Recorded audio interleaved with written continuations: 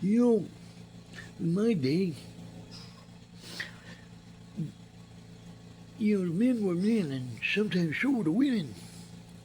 Yeah, so in my day, you had to be careful, 'cause the only thing you had to do for fun was go tipping the cows over in the pasture next door to you.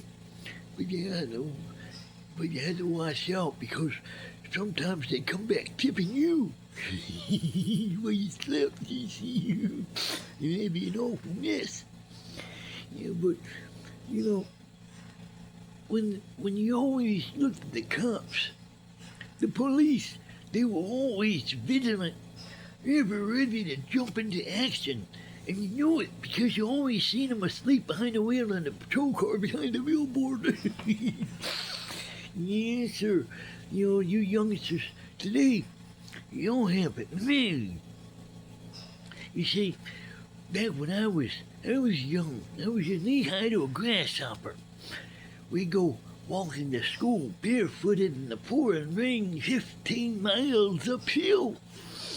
And when school was over, we come walking back home 20 miles uphill, knee deep snow. Yeah, you never know what the weather was like. And that was my rendition of an old man. But a lot of what I do every now and then is comedy. And there's nothing more fun than going into a bar room and finding out that the guy down the street, he was Irish and the other guy was Scot, and comes into a bar and next thing you know, he hollers out all the drinks in the house on me, and then next day you read him in the paper about Irish ventriloquist found beaten to death behind bar. Yeah, I remember when I'd go back to I'd go to Ireland or Scotland. It was back when I was young.